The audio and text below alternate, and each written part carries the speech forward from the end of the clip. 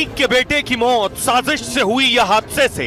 अतीक के बेटे की कार हादसे की दहलाने वाली तस्वीर सामने आई तो साजिश वाला सवाल और उस पर बवाल शुरू हो गया। पिछले एक हफ्ते से यूपी की सियासत में सवाल लगातार तैर रहा है।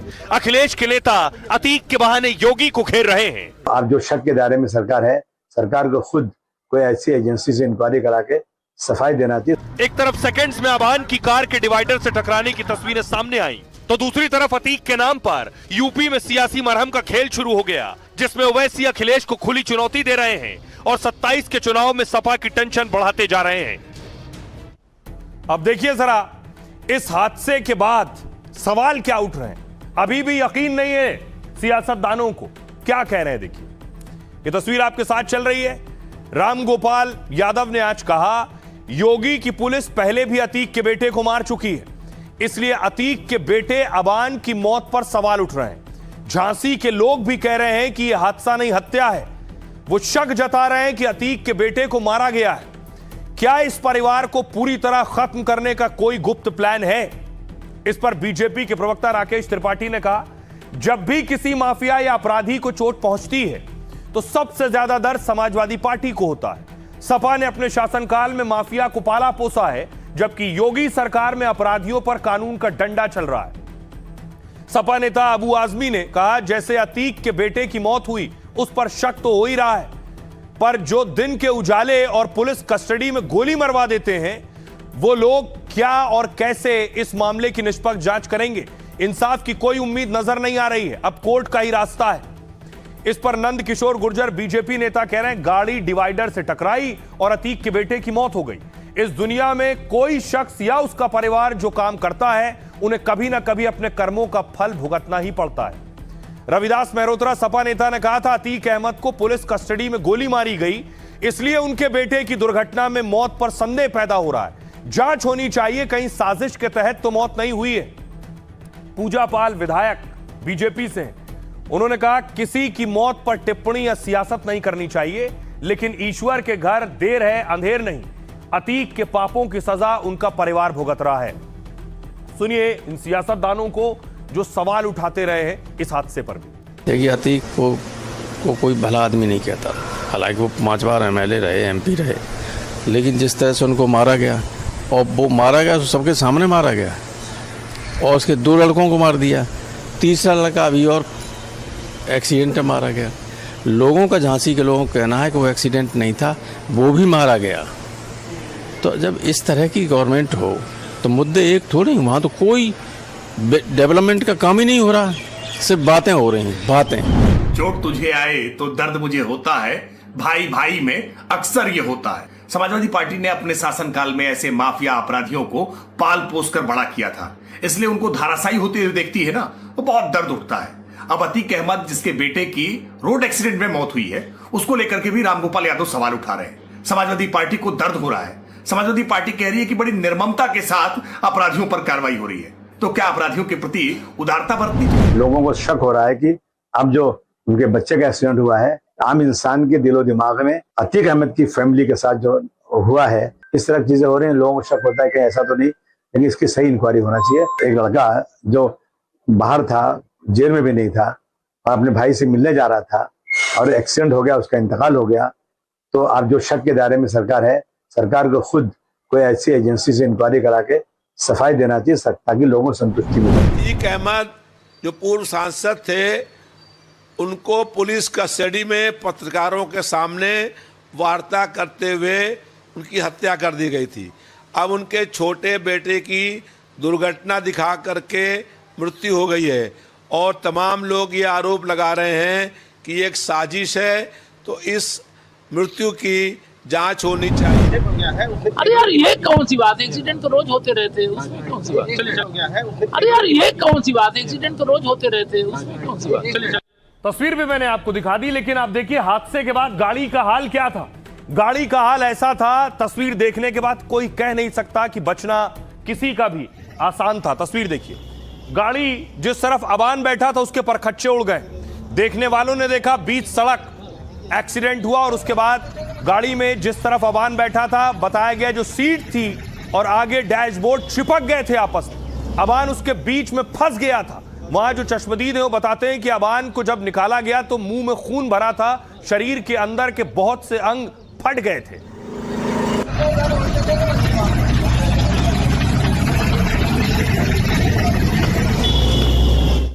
अब सवाल उठाने वालों के लिए खास तौर पर वो ये तस्वीर जरूर देखें और देखें कि आखिर कैसे एक्सीडेंट हुआ, डिवाइडर से कैसे कार टकराई और कैसे उसके परखच्चे उड़ गए। उस हादसे की रोंगटे खड़ी कर देने वाली ये तस्वीरें पहली बार सामने आई। अबान जेल में बंद अपने भाई अली से मिलने जा रहा था। वो झांसी से बस 70 किलोमीटर दूर था, तभी यह दर्दनाक हादसा हो गया। हाईवे पर अतीक के बेटे की कार आगे चल रही थी, गाड़ी को ओवरटेक करती है। यहां तक तो सब कुछ सामान्य था, यानी कोई गड़बड़ी नजर नहीं आ रही, लेकिन अगले ही पल कार का मुख्य सड़क से नीचे उतरने लगती है गाड़ी और तेज रफ्तार कार कुछ सेकंड तक इसी तरह आगे बढ़ती है और जब तक कोई कुछ समझ पाता आगे एक डिवाइडर से टकरा जाती है। सड़क के बाईं ओर डिवाइडर जहां से शुरू होता है वहीं कार टकराई है। बताया जा रहा है कि कार की रफ्तार करीब 150 किलोमीटर प्रति घंटा थी, इसलिए डिवाइडर से टकराते ही करीब 5-6 फीट ऊपर हवा में उछली है गाड़ी और जब सड़क पर गिरी तो वो हिस्सा सबसे ज्यादा चकनाचूर हुआ। कार में जिस तरह अतीक का बेटा अबान बैठा हुआ था, जिस तरफ बताया गया कि इस हादसे में अबान समेत 2 लोगों की मौत हुई, लेकिन अतीक के बेटे की कार अचानक डिवाइडर से टकराई कैसे?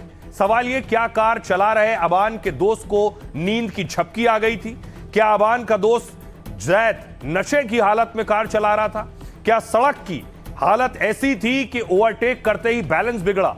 पुलिस इस वक्त जांच कर रही है और ऐसे सवालों के जवाब खंगाल रही है। जिस हादसे पर कुछ सियासतदान साजिश के सवाल उठा रहे हैं, उस हादसे की ये तस्वीरें पीछे चल रही कार में लगे डैशबोर्ड कैमरे में कैद हुई और यही वीडियो सोशल मीडिया से लेकर हर जगह वायरल हो रहा है। अतीक का बेटा कार में सवार था। अबान जिस क्रेटा कार में बैठा हुआ था वो मोहम्मद जैद के नाम पर रजिस्टर्ड थी। जैद अतीक के रिश्तेदार का बेटा है, अक्सर अबान के साथ ही रहता है। पिछले 4 साल में गाड़ी के 16 चालान हुए, जिनमें 6 ओवर स्पीडिंग के हैं, यानी तेज रफ्तार के, मतलब जैद अक्सर ओवर स्पीड गाड़ी चलाता था। 8 चालान बचे भी थे और क्या जैद की गलती ही अतीक के बेटे की जान पर भारी पड़ गई? हमारे सहयोगी उस जगह पर पहुंचे जहां अतीक के बेटे अबान की क्रेटा गाड़ी टकराई है, जाकर डिवाइडर से टकराई है। उस डिवाइडर पर पहुंचे हमारे सहयोगी, उनकी रिपोर्ट देखिए। ये इलाका, ये हिस्सा है जहां गाड़ी नीचे उतरी और यहाँ से गाड़ी अनियंत्रित तेज गति से, चूंकि गाड़ी चल रही थी, यहाँ से अनियंत्रित हुई गाड़ी और जाकर के सीधे इतनी तेज गति में थी कि वो सीधा जाकर के, ये सीमेंट का बना हुआ डिवाइडर है जिसमें जाकर के ये टकरा गई और टकराने के बाद गाड़ी के परखच्चे उड़ गए, हवा में उछली गाड़ी और विपरीत दिशा में घूम करके खड़ी हो गई। अभी भी उस गाड़ी के, आज 6 अगस्त के बाद, आज 12 तारीख है, 12 तारीख के बाद भी ये देखिए उसके अवशेष, गाड़ी के जो क्षतिग्रस्त गाड़ी थी उसके पार्ट्स वगैरह पड़े हुए हैं। गाड़ी वहां से आ रही थी, लगभग काफी ओवर स्पीड गाड़ी थी, 100 से ऊपर गाड़ी होगी लगभग मेरे हिसाब से। तो जैसे ही आई और यहाँ कुछ जानवर दिखा, अनियंत्रित हो गई, डिवाइडर से टकराई। डिवाइडर से टकराई, बहुत भीषण जोरदार झट हुई और गाड़ी थोड़ा ऊपर गई, फिर नीचे गिरी। उसमें फिर देखा, जैसे ही चीख पुकार हुई, हम लोग वहां भाग के आए, गांव वाले और लोग आए, जे लोग, सभी लोग इकट्ठे आए, राड लगे, गेट को खोला, तोड़ा, उसमें 2 लोग फंसे हुए थे, सभी लोग फंसे हुए थे लगभग। फिर उन लोगों को बाहर निकाला, जिसमें 2 लोगों की मौके पर ही मौत हो गई, 2 लोगों को एम्बुलेंस के जरिए मौत भेजा गया। अब देखिए जरा, अतीक के बेटे की मौत हो गई। अतीक के जो बड़े बेटे हैं उमर और अली अबान के जनाजे में आए। सियासतदानों को यहां भी नजर आ रहा था कौन अतीक के साथ खड़ा होता दिखेगा।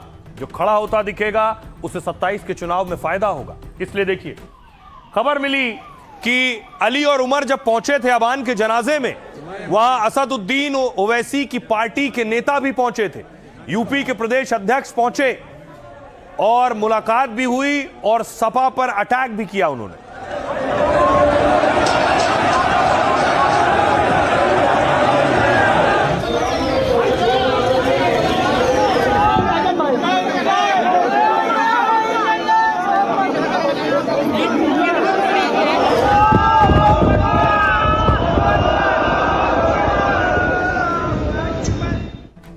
क्योंकि अतीक के बेटे उमर, ऐसा कहा जाता है कि वो ओवैसी की पार्टी के साथ जुड़े हुए हैं। ये तस्वीर आप देख रहे हैं, ये है शौकत, ओवैसी की पार्टी के यूपी प्रदेश अध्यक्ष। शौकत पहुंचे थे जनाजे में और शौकत ने मुलाकात की उमर से।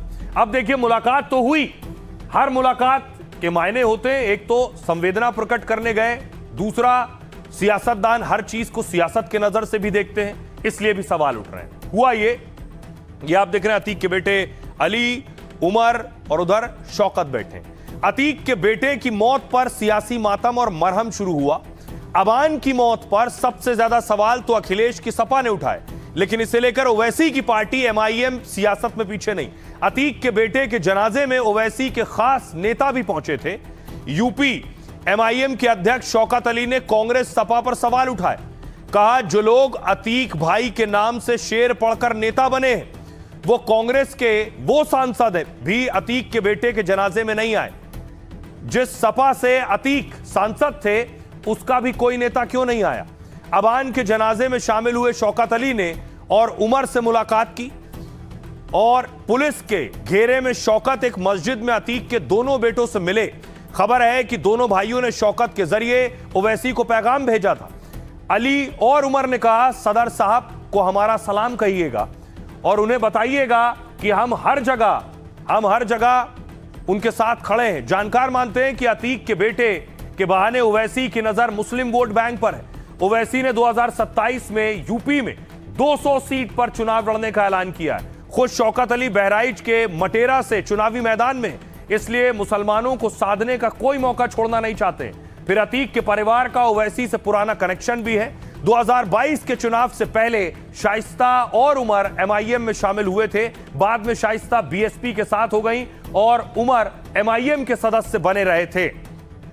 आइए अब आपको सुनवाता हूं, शौकत अली को सुनिए क्या कह रहे हैं। जिन लोगों ने अतीक भाई के नाम से शेर पढ़ करके नेता बन गए, जो अतीक भाई को अपना बाप कहते थे, ऐसे कमसर्फ उनके बच्चे के जनाजे में नहीं गए। दो भाई जेल के अंदर, उनके हाथों में हथकड़ी जब आए तो मैं देखा, जब मुझसे मुलाकात हुई, खुदा की कसम मेरी आंखों में आंसू आ गए। हमारे जबान से एक ही अल्फाज निकला, बेटा हिम्मत मत हारना, अल्लाह बहुत बड़ा है जो इस जमीन और आसमान का मालिक है। अली ने, उमर ने, दोनों ने कहा कि चचा सदर साहब को मेरा सलाम कहिएगा। सदर साहब मतलब बैरिस्टर असदुद्दीन ओवैसी साहब को। तो बड़ा दिलचस्प ये है कि शौकत अली पहुंचे थे, यानी ओवैसी के नेता पहुंचे थे अतीक के बेटे से मिलने, और उनको सुना आपने, वो इशारों में समाजवादी पार्टी पर हमला कर रहे थे। इधर समाजवादी पार्टी के नेता शिवपाल आजम खान से मिलने पहुंचे थे। आजम खान जो जेल में हैं, इसीलिए विरोधी कह रहे हैं क्या 2027 की तैयारी शुरू हो गई। हटो भैया हटो भैया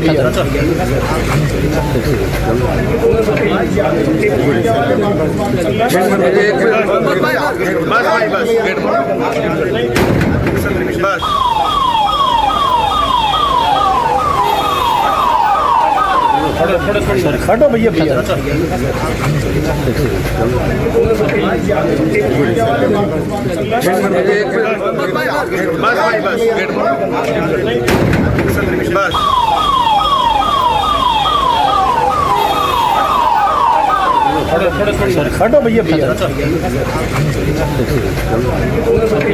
अब देखिए शिवपाल पहुंचे, उसके बाद आजम खान से मिलने के बाद शिवपाल यादव बाहर आए तो लोगों ने सवाल भी पूछा कि किस हाल में आजम खान और क्यों गए थे मिलने के लिए। दादा यार एक मिनट, दादा अरे साइड हो जाओ। अरे एक मिनट साइड तो करने को धक्का काहे को दे रहा